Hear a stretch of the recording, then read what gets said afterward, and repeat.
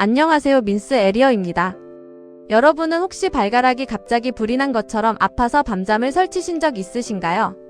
통풍은 예전에는 황제병이라고 불렸지만 지금은 누구에게나 찾아올 수 있는 흔한 질환이 되었습니다. 국내 통풍 환자는 꾸준히 증가하고 있으며 특히 30대부터 50대 남성뿐 아니라 젊은 층에서도 빠르게 늘어나고 있습니다. 통풍의 가장 큰 원인은 몸속에 요산이 과도하게 쌓이는 것인데, 요산이 많아지면 바늘처럼 날카로운 결정이 관절에 쌓여 극심한 통증과 염증을 일으키게 됩니다. 오늘은 통풍 환자라면 가능한 한 줄이거나 피해야 하는 음식 탑10을 알아보겠습니다. 그럼 바로 시작합니다. 10위는 시금치입니다. 많은 분들이 의외라고 생각하는 음식일 텐데요. 그도 그럴 것이 시금치는 건강식의 대표 주자로 많이 알려져 있죠. 비타민어, 비타민C, 엽산, 철분이 풍부해 일반인에게는 매우 좋은 채소입니다. 하지만 통풍 환자는 조금 주의가 필요합니다. 시금치는 퓨린 함량이 아주 높은 식품은 아니지만 비교적 많은 편이며 옥살산도 함유하고 있습니다. 옥살산은 신장 결석 위험과 관련이 있어 신장 기능이 저하된 일부 환자에서는 주의가 필요합니다. 다만 시금치를 완전히 금지할 필요는 없고 데쳐서 적당량 섭취하면 대부분 큰 문제가 되지 않습니다. 즉 통풍 환자에게는 적당히가 가장 중요합니다. 9위 일부 버섯류. 버섯은 건강식품으로 유명하지만 표고버섯, 느타리버섯, 팽이버섯 등 일부 버섯에는 중간 정도의 퓨린이 들어있습니다. 특히 말린 표고버섯은 수분이 제거되면서 퓨린 농도가 높아질 수 있기 때문에 한 번에 많은 양을 지속적으로 먹는 것은 좋지 않습니다. 하지만 일반적인 식사에서 적당량을 먹는 정도라면 대부분의 환자에게 큰 문제는 없습니다. 다만 통풍 환자라면 과식만 피하는 것이 중요합니다. 파리새우와 게 등 갑각류, 해산물은 단백질이 풍부하지만 종류에 따라 퓨린 함량 차이가 큽니다. 특히 새우게, 바닷가재 등 갑각류는 퓨린이 비교적 많은 편이라 자주 많이 먹으면 요산 수치를 높일 가능성이 있습니다. 회식에서 새우구이를 한 접시씩 먹거나 대게를 과식하는 습관은 통풍 환자에게 좋지 않으니 적당한 양으로 조절하는 것이 좋습니다. 7위는 멸치와 건어물입니다. 국물을 낼 때 사용하는 멸치에는 생각보다 퓨린이 매우 많습니다. 특히 말린 멸치는 수분이 빠지면서 퓨린 농도가 높아집니다. 멸치 볶음을 자주 먹거나 국물용 멸치를 통째로 먹는 습관은 통풍 환자에게 부담이 될 수 있다고 하네요. 황태채, 북어채, 쥐포 같은 건어물도 마찬가지로 짭짤해서 많이 먹기 쉬운데 염분까지 높아 건강에 이중 부담을 줄 수 있습니다.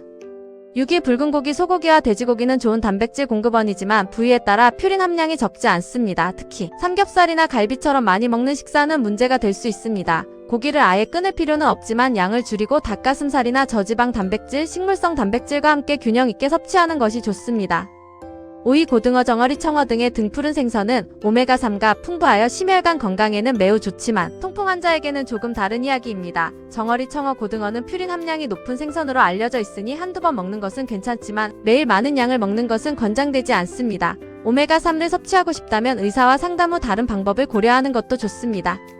4위 내장류는 통풍 환자가 가장 먼저 피해야 할 음식 중 하나입니다. 간, 곱창, 허팥, 콩팥, 염통 등 동물의 내장은 퓨린 함량이 매우 높습니다. 특히 소간과 돼지간은 대표적인 고퓨린 식품이었네요. 내장탕이나 곱창구이를 자주 먹는 분들은 통풍 발작 위험이 높아질 수 있으니 통풍 환자라면 가능한 한 제한하는 것이 좋습니다. 3위는 육수와 진한 국물입니다.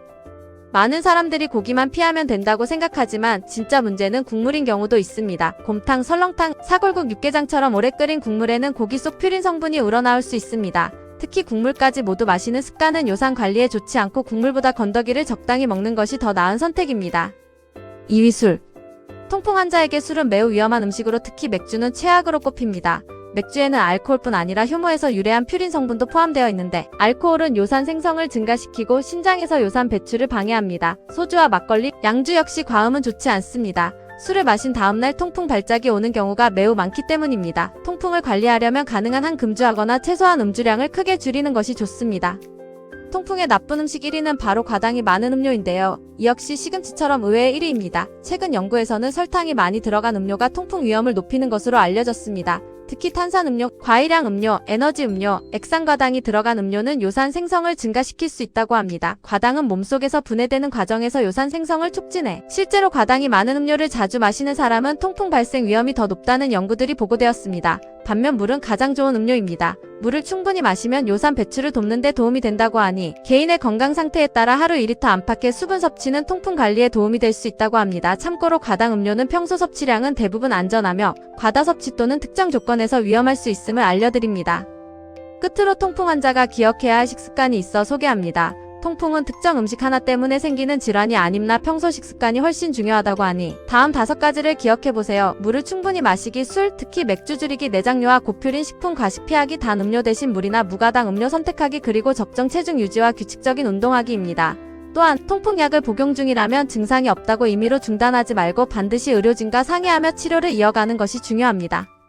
오늘은 통풍의 나쁜 음식 탑10을 알아봤는데요. 중요한 점은 통풍은 특정 음식 하나만으로 생기거나 악화되는 질환이 아니라는 사실입니다. 하지만 고퓨린 식품을 과하게 먹거나 술과 과당이 많은 음료를 자주 섭취하면 요산 수치가 높아지고 통풍 발작 위험이 커질 수 있습니다. 반대로 충분한 수분 섭취, 균형 잡힌 식사, 적정 체중 유지, 절주와 금주, 그리고 꾸준한 치료는 통풍 관리에 큰 도움이 됩니다. 혹시 여러분이 통풍 때문에 가장 끊기 어려웠던 음식이 있다면 댓글로 함께 이야기해주세요. 영상이 도움이 되셨다면 좋아요와 구독, 알림 설정도 부탁드립니다. 시청해주셔서 감사합니다. 참고로 이 순위는 고퓨린 함량, 요산 생성에 미치는 영향, 통풍 진료 지침 및 영양학적 근거를 종합해 구성했습니다.